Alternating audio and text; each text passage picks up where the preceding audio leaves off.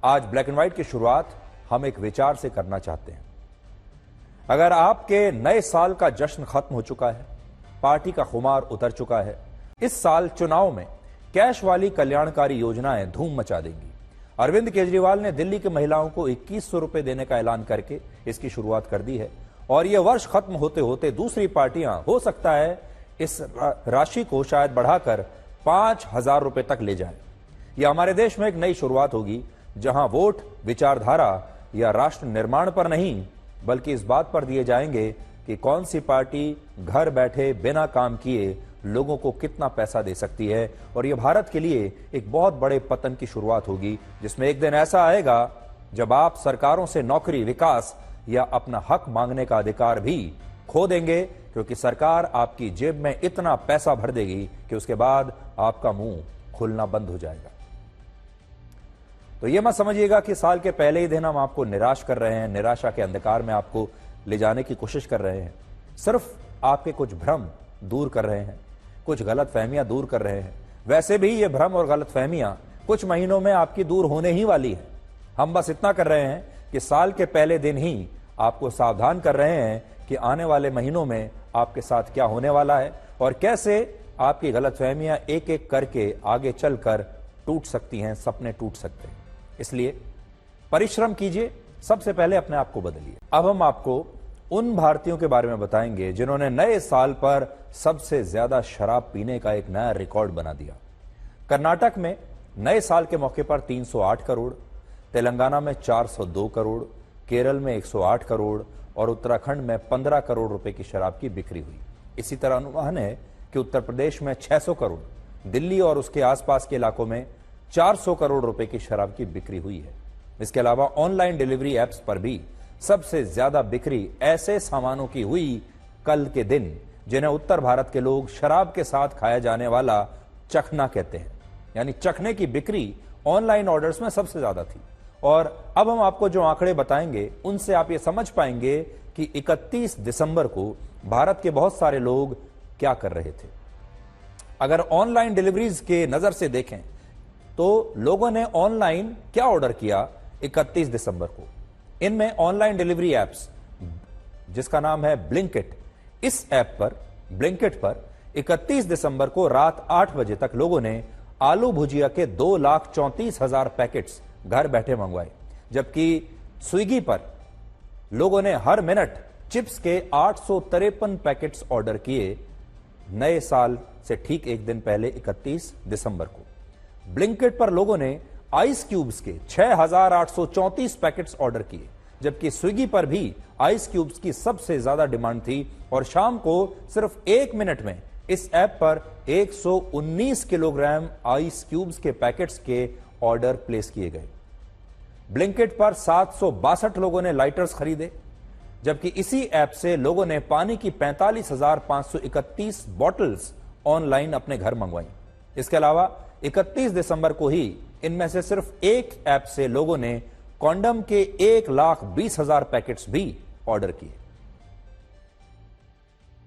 इसके अलावा नए साल के मौके पर लाखों लोग दिल्ली, हरियाणा, पंजाब, राजस्थान और उत्तर प्रदेश से उत्तराखंड और हिमाचल प्रदेश पहुंच गए और इनमें से कई लोगों ने ट्रैफिक जैम में फंसकर अपना नया साल मनाया।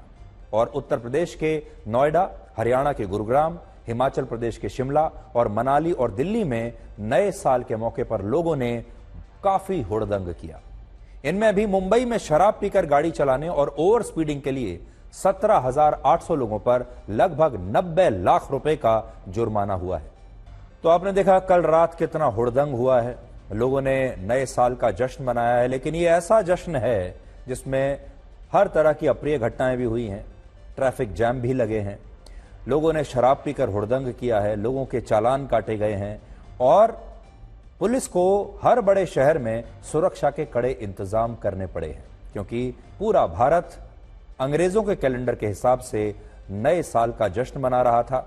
बड़ी संख्या में लोग दफ्तरों से छुट्टी लेकर अपने काम को छोड़कर यह जश्न मनाने के लिए बाहर निकले हैं। अब हम आपको उस मुद्दे के बारे में बताएंगे जो इस साल का सबसे बड़ा मुद्दा बन सकता है और वो है वक्फ बोर्ड का मुद्दा। देखिए, कुछ बातें ऐसी हैं जो साल दर साल, कितने ही साल बदल जाएं, कितने ही दशक बदल जाएं, मुद्दे नहीं बदलेंगे। और इसीलिए मैंने आपसे थोड़ी देर पहले कहा, कल हमारे देश के जो मुद्दे थे, कल हमारे देश की जो समस्याएं थीं, कल हमारे जीवन की जो समस्याएं थीं, हमारे जीवन के जो दुख थे, सुख थे, चुनौतियां थीं, आज भी वही हैं। बेशक आज 2025 है, कुछ बदलने वाला नहीं। और इसी प्रकार से हमारे देश की राजनीति में जो मुद्दे हैं, जो कल थे, वही मुद्दे आज भी हैं, वो भी बदलने वाले नहीं। और उनमें से एक बहुत बड़ा मुद्दा है जो 2024 में शुरू हुआ और अब 25 में भी है, वो है संभल में शाही जामा मस्जिद का। इस शाही जामा मस्जिद के सामने जिस स्थान पर नई पुलिस चौकी का निर्माण हो रहा है, अब उस जमीन पर भी वक्फ बोर्ड ने अपना दावा कर दिया है और कहा है कि यह जमीन वक्फ बोर्ड की है। विरोधाभास यह है कि जो विपक्षी नेता मस्जिद के नीचे मंदिर होने का दावा करने पर हिंदू पक्ष की आलोचना कर रहे थे, मजाक उड़ा रहे थे, वही विपक्षी नेता इस मामले में वक्फ बोर्ड के दावे का पूरा समर्थन कर रहे हैं, वक्फ बोर्ड के साथ खड़े हैं।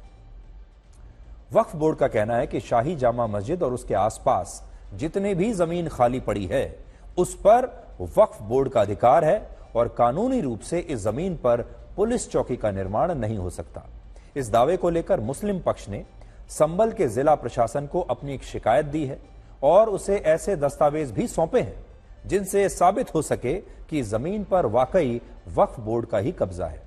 लेकिन प्रशासन का कहना है कि अब तक की जांच में यह दावा गलत निकला और सरकारी रिकॉर्ड्स के मुताबिक यह जमीन नगर निगम के अधिकार क्षेत्र में आती है और इसी प्रकार से प्रशासन और सरकार इस जमीन पर जो चाहे वो बना सकती है, पुलिस चौकी भी बना सकती है।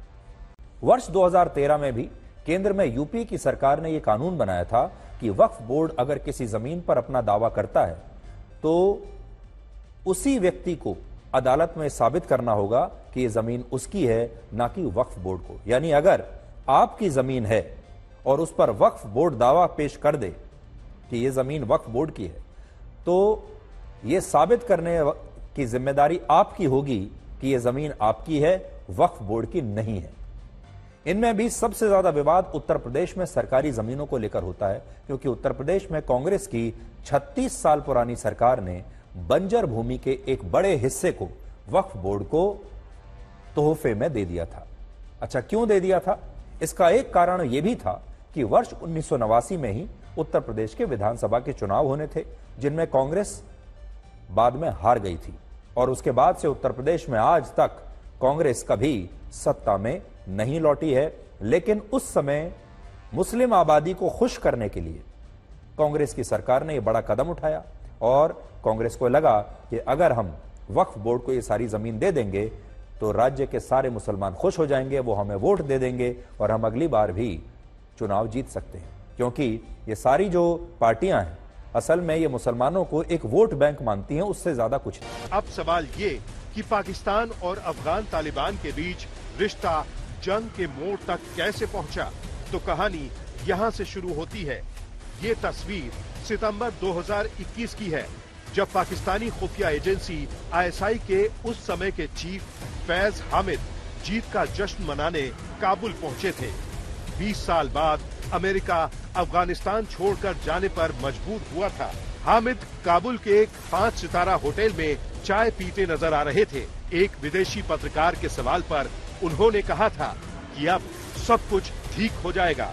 पाकिस्तान को लग रहा था कि अब वो अपने इशारे पर अफगान तालिबान को चलाएगा, लेकिन जिन अफगानों ने इतिहास में कभी गुलामी कबूल नहीं की, वो पाकिस्तान के गुलाम कैसे बन जाते।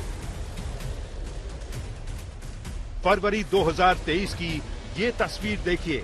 अगले ISI चीफ नदीम अंजुम पाकिस्तान के रक्षा मंत्री ख्वाजा आसिफ के साथ काबुल पहुंचे, लेकिन उनके चेहरे के हाव भाव दिखाते हैं कि माहौल ठीक नहीं है। दरअसल इस बैठक में अफगानिस्तान ने 2 टूक कह दिया कि वो पाकिस्तान की अब और नहीं सुनेगा। ये बात रावलपिंडी के पाकिस्तानी जनरलों को हजम नहीं हुई।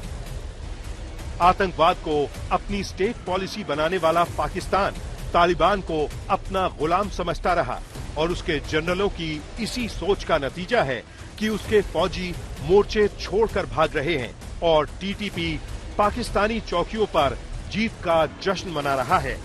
अब आपको एक छोटी सी खबर दिखाएंगे जिससे आपको यह पता चलेगा कि समय किसी भी चीज की कीमत बदल सकता है। सोशल मीडिया पर एक वीडियो काफी वायरल है जिसमें एक बेहद शानदार और महंगी फरारी कार को बैलगाड़ी से खींचा जा रहा है। यह घटना मुंबई की है, जहां 150 से 200 किलोमीटर प्रति घंटे की रफ्तार से भागने वाली ये रेसिंग कार रेत में बुरी तरह से फंस गई और जब काफी कोशिशों के बाद यह निकल नहीं पाई तो वहां के लोगों ने करोड़ों रुपए की इस कार को बैलगाड़ी से खींचकर रेत से बाहर निकाला। कई लोगों ने बैलगाड़ी को ओल्ड इज गोल्ड कहकर संबोधित किया और कहा कि पुराने जमाने की बैलगाड़ी के सामने महंगी और आधुनिक फरारी कार का इंजन भी फेल है और लोगों को ऐसी गाड़ी के लिए इतने करोड़ों रुपए खर्च नहीं करने चाहिए। हालांकि इस घटना में हमारे लिए एक सीख ये भी है कि इस दुनिया में किसी भी चीज की कीमत हमेशा समय के हाथों में ही होती है, इसलिए कभी भी किसी चीज को या किसी इंसान को छोटा या कमजोर कभी ना समझें। तो साल के पहले दिन आपके लिए एक सीख है, जब ये सुपर कार फरारी एक बैलगाड़ी से खींची जा रही है। और इस नए साल में खुद को एक गिफ्ट जरूर दें, जिसे आपकी परवाह नहीं उसे छोड़ दें और खुद को बदलना सीखें, क्योंकि साल तो हर साल बदलता है।